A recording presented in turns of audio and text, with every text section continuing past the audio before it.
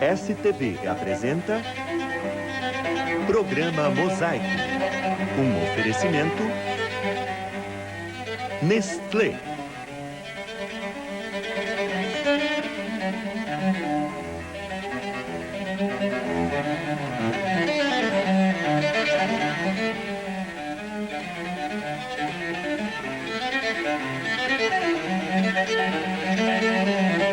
O programa Mosaico desta semana é dedicado a uma das mais belas manifestações musicais de todos os tempos, a música clássica.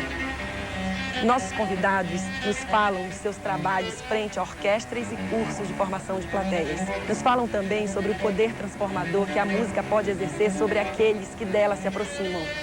Conheça um pouco mais sobre nossos convidados. Sou Silvio Barbato, regente da Orquestra do Teatro Nacional de Brasília e também diretor musical do Teatro Municipal do Rio de Janeiro. Meu nome é Cláudio Gaiarsa, eu sou diretor executivo da OSESP, Orquestra Sinfônica do Estado de São Paulo.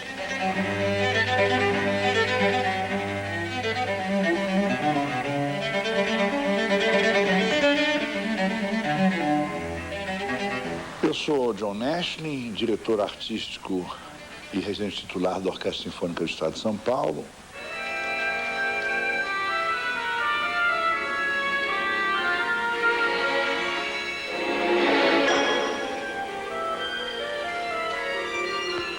Meu nome é Clarice Miranda, eu sou educadora musical, musicoterapeuta, estudei canto, sou soprano e compositora de música popular, fiz algumas letras, letrista, e hoje a minha dedicação é exclusiva para a formação de plateia em música há 10 anos.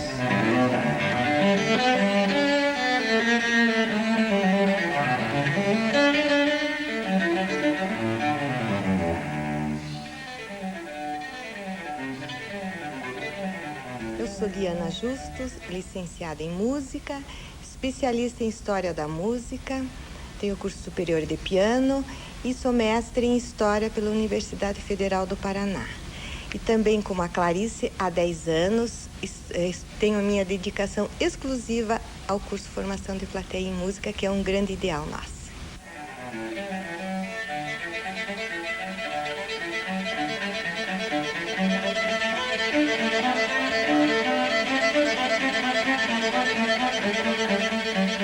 Eles estarão conosco no próximo bloco. Até já!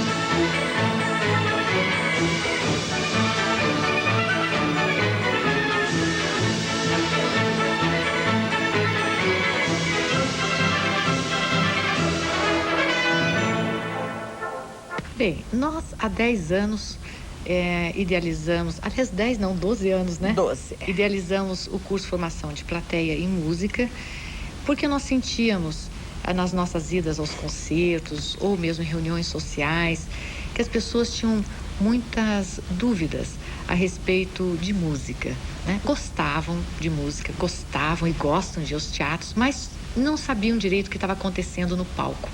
Os instrumentos que compunham a orquestra, os compositores, de que época era aquele compositor, por que o maestro faz determinado gesto, o maestro é importante, né? Quais são as fases da música, horário certo dos aplausos, diferença das orquestras, filarmônicas, sinfônicas, e aí uma infinidade de perguntas muito fáceis de serem resolvidas. Então nós iniciamos e elaboramos esse curso que se estende além dessas informações, que a pessoa passa não só a aplaudir nos momentos certos, que é muito fácil de aprender, mas principalmente sabe o que está aplaudindo. Música erudita é uma linguagem muito específica e que jamais será...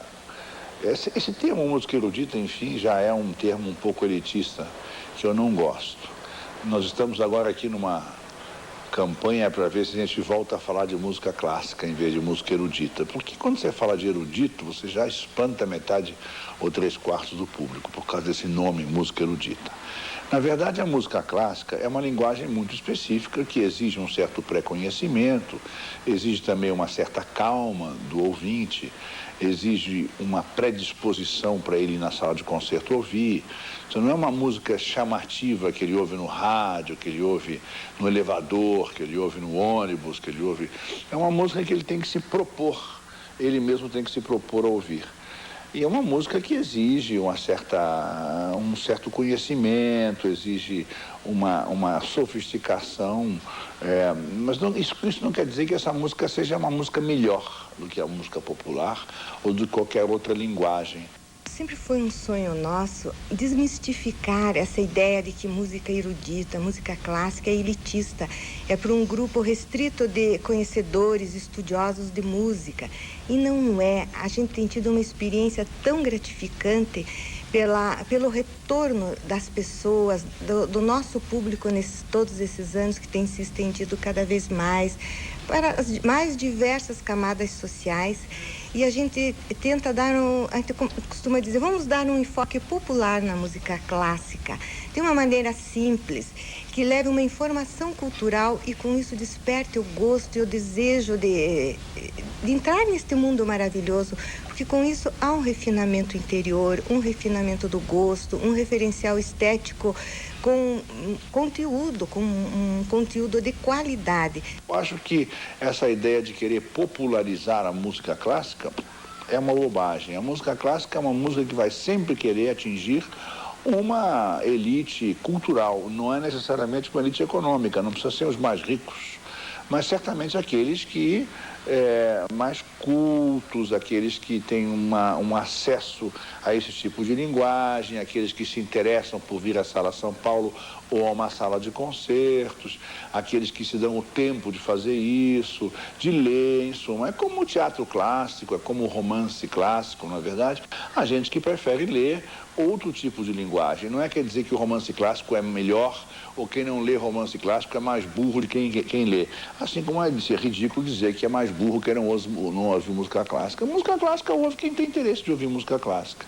E vai ser sempre apanágio de uma elite cultural. É assim em qualquer lugar do mundo, é assim em Nova York, é assim em Viena, é assim em São Paulo. Evidentemente que, à medida que a educação geral, o nível de educação e o nível da escolaridade aumenta, mais gente se interessa por esse tipo de linguagem. É por isso que, digamos assim, uma parcela mais determinante da população em Viena e em Nova York assiste aos concertos da Filarmônica de Viena e de Nova York do que uma parcela que assiste aqui em São Paulo. Mas existe um estudo que diz que para cada cidade, para cada 1 milhão de habitantes de uma cidade, deveria haver uma orquestra sinfônica. Portanto, aqui em São Paulo, seguindo esses parâmetros, nós teríamos que ter 16 orquestras sinfônicas. Temos pouquíssimas, temos 3 ou 4. Música clássica no Brasil ainda está muito longe das políticas governamentais. As políticas governamentais priorizam áreas que justamente são áreas sociais, problemas enormes que existem no nosso país, mas eu diria que, em geral, os governos não dão a atenção política à música clássica como deveriam dar. Claro que eu estou me referindo à política no sentido mais amplo, quer dizer, o que o governo de um estado, o que o governo de um país quer para os seus cidadãos. E para isso é necessário que a música, a grande tradição da música clássica brasileira, de Villa-Lobos, de Cláudio Santoro, de Carlos Gomes, seja também um projeto de cidadania para os nossos membros da nossa comunidade. Outro elemento muito importante é que a orquestra é sustentada pelo Estado. O governo do Estado de São Paulo é quem proporciona um maior volume de recursos financeiros através de recurso tributário para a orquestra. Nenhuma orquestra será economicamente autossuficiente, nunca. Isso é assim no mundo todo. Toda vez que se fala em uma orquestra a angariar mais recursos com patrocínio, como nós fazemos aqui, na realidade é sempre em menor parte, né? A maior parte sempre virá do Estado. No modelo europeu, o Estado, seja o governo nacional, regional ou local, como é o caso de Berlim, que é uma orquestra da cidade de Berlim, o governo é que sustenta a orquestra diretamente através de um subsídio dos governos. Na verdade, poucas orquestras no mundo se mantêm somente da sua bilheteria. Poucas orquestras. Eu diria que quase nenhuma. Cada sistema é diferente. O nosso sistema aqui, ele precisa o sistema brasileiro, ele é muito baseado num certo sistema europeu, das orquestras de Estado, da França, da Itália, das óperas de Estado também desses países, em que o governo dá um aporte enorme na importância de cada um dos seus teatros. Enquanto nos Estados Unidos o governo apenas propicia às instituições o seu apoio, mas existe uma grande generosidade da iniciativa privada e mesmo do cidadão que doa muito, de forma muito generosa nos Estados Unidos para as manifestações artísticas. Mas aqui no Brasil, nós realmente necessitamos de um apoio do governo para desenvolvermos os grandes projetos. Então esse é um ponto importantíssimo. A orquestra tem que ter uma casa boa para morar. Nós costumamos dizer que é como se você tivesse bons médicos sem uma sala de operação, né? Como é que você vai fazer uma cirurgia num lugar inadequado? Você não pode fazer, né? Da mesma forma que para uma série de outras atividades, um dentista tem que ter um equipamento adequado, um soldador tem que ter equipamento adequado, qualquer profissão tem equipamento adequado. Você tem que ter, se trabalha em escritório, tem que ter um bom computador, um telefone. Uma orquestra tem que ter uma boa sala. Existem outras coisas que a USESP, aliás, muitas coisas que a USESP é inovadora no Brasil, mas que ela vem ainda bem sendo copiada por outras orquestras e naquilo que no mundo já é habitual. Uma das coisas mais importantes, além de pagar bem os músicos, além de ter uma sala, é você criar séries de concertos, né? Então, na USESP hoje nós vendemos no começo do ano, nós chamamos de assinaturas, né? Então, nós temos 10 assinaturas, cada assinatura é composta por 9 concertos ao longo do ano, e cada uma dessas assinaturas tem o nome de uma árvore. Então, quando a pessoa vem aqui no começo de janeiro, ela já sabe o concerto que ela vai assistir em dezembro, no final do ano. Então, a programação já está feita, a programação ela foi definida já no ano anterior. Normalmente, a programação ela é definida com 18 meses de antecedência, mais ou menos. Então, hoje, nós estamos no meio do ano de 2004, nós estamos a mais de meio caminho andado da programação de 2006. Em março, abril, nós já tínhamos fechado 2005. E já começamos a trabalhar na programação de 2006. E as assinaturas, elas obrigam as orquestras a comprar as partituras e tê-las disponíveis com antecedência, para que os músicos possam estudar, para que os ouvintes possam escolher os concertos que eles querem ver, e para que se possa convidar também solistas para esses concertos. Então, você tem uma orquestra e você tem solistas convidados. Então, a orquestra ela tem um corpo fixo e normalmente se convida um cantor, normalmente se convida um maestro para vir reger uma música, para vir reger um concerto, né? Às vezes, normalmente o concerto é composto de várias peças, né? 2 ou 3 ou 4. Continuamos no próximo bloco. Não saia daí.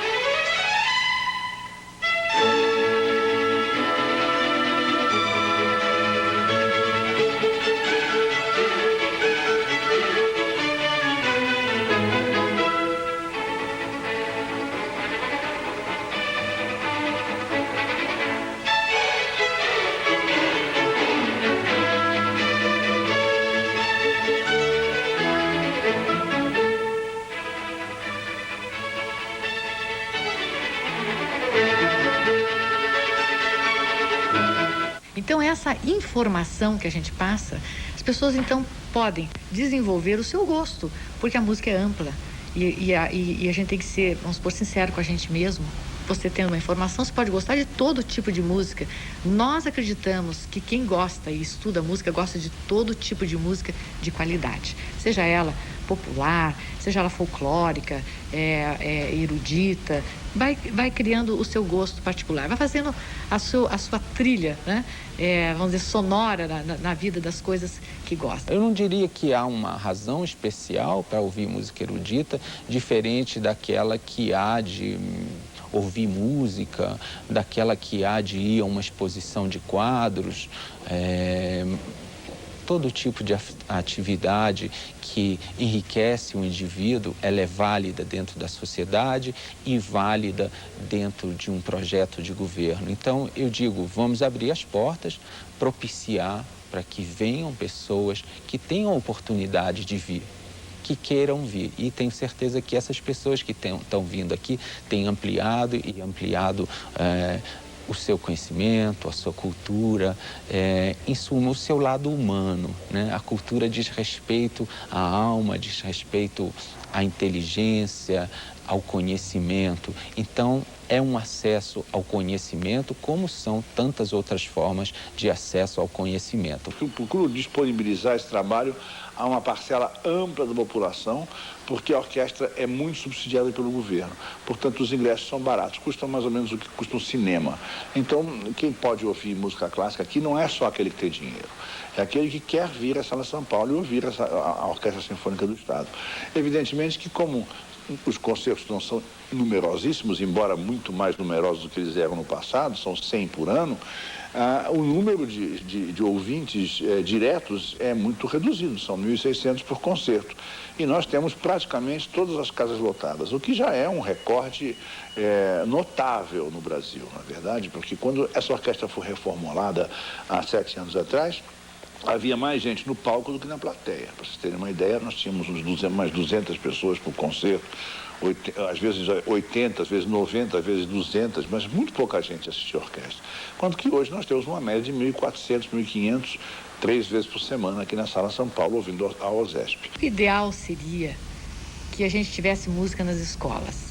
Essa parte cultural, porque esse medo que o adulto tem, a criança não teria e desenvolveria esse lado de saber os principais compositores da história da música, os nossos compositores. Nós temos compositores maravilhosos na música brasileira e conhecer a música brasileira também, que agora começou a ser gravada, principalmente pela Orquestra Sinfônica de São Paulo. Então, nós temos, assim, o nosso ideal, nosso sonho maior é fazer um multiplicador dessa parte cultural de música, começando na base, nas escolas. Eu tenho uma experiência muito vasta nesse sentido e eu acho que todos os projetos que são realizados, eles têm um aporte enorme de público, os concertos ao ar livre, os concertos em que você propicia a possibilidade do público ter acesso. Basta dar acesso que a música erudita vai ser realmente popular, e já é popular, porque é uma música que existe há séculos e séculos e séculos e nunca caiu assim no desuso. Então é um processo natural do ser humano ouvir a música de concerto. Todas essas peças se encaixam, isso é um mosaico, que é o nome do programa, inclusive, né? Este é um mosaico que é absolutamente essencial para o bom funcionamento de uma orquestra. É muito comum você ter, no Brasil todo, aonde tem orquestras, músicos ganhando mal. Esse é o quadro comum. A USESP, infelizmente, é a única que remunera os músicos de forma adequada. E remunerando adequadamente, você consegue trazer os talentos necessários para que a orquestra seja boa, porque uma orquestra não pode ser boa se os músicos não forem bons. E você consegue reter esses músicos. E reter os músicos é também uma façanha, porque você acaba tendo que trazer, como no caso da USESP, nós temos alguma coisa em torno de 25% a 30% dos músicos são estrangeiros, que é o quadro habitual nas orquestras do mundo todo. Isto é assim em Boston, isto é assim em Viena, isto é assim em Paris, isto é assim em Chicago. E a USESP está mais próxima desses grupos. Hoje a USESP é uma das grandes orquestras do mundo, porque ela tem uma direção artística duradoura. Quer dizer, uma orquestra não se faz, mesmo que você conseguisse juntar os recursos financeiros de uma orquestra como esta, sem uma direção artística adequada e duradoura, para você ir formando uma orquestra, você não poderia ter uma boa orquestra.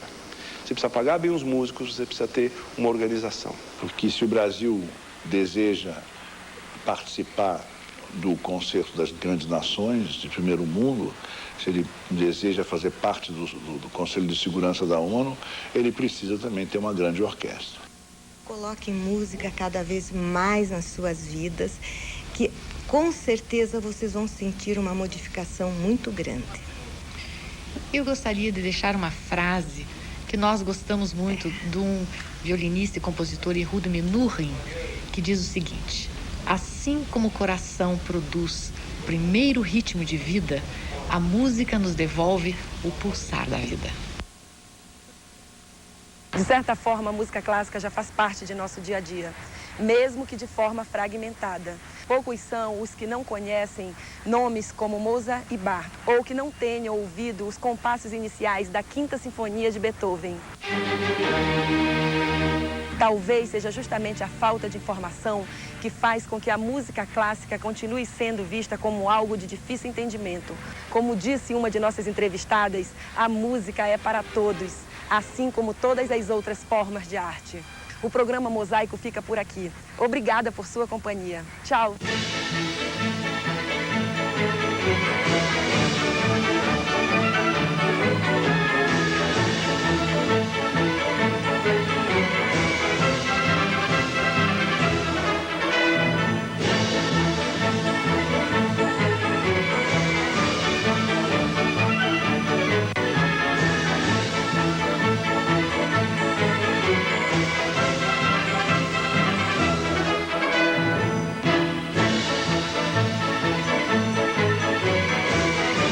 STV apresentou Programa Mosaico.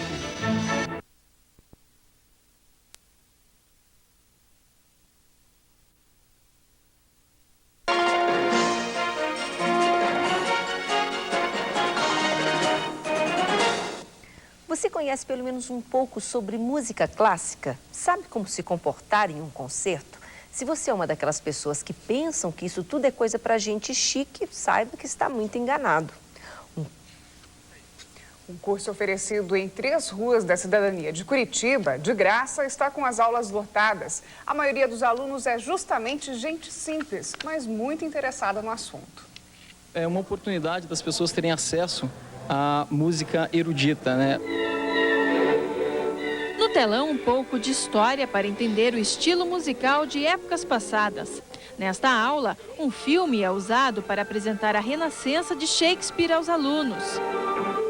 Com esta ajuda, as professoras Clarice Miranda e Liana Justus ensinam música erudita a pessoas que dificilmente teriam essa oportunidade. A gente sentia que as pessoas gostam de música, ouvem bastante música, mas precisavam de conhecimentos, muitas vezes simples, para usufruir e ter mais confiança ao ouvir música. As aulas, para educar, preparar a plateia, são oferecidas nas ruas da cidadania, dos bairros Fazendinha, Boa Vista e Pinheirinho. Cada turma reúne, em média, 100 pessoas. Adelson Lopes é inspetor da Guarda Municipal. Nunca havia estudado música. Agora anda ansioso para fazer parte da plateia de um concerto. Pelo fato de eu gostar da música clássica, né? E sempre me motivou a ouvir a música clássica, e quando eu soube desse curso eu vim participar com grande satisfação.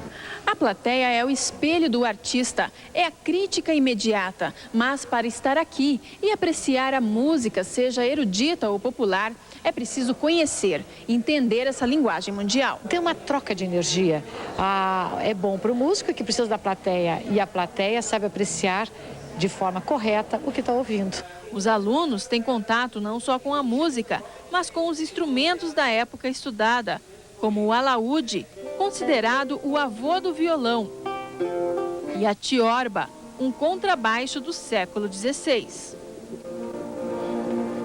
As aulas são de graça e o entusiasmo de quem começa a entender o mundo da música é certo.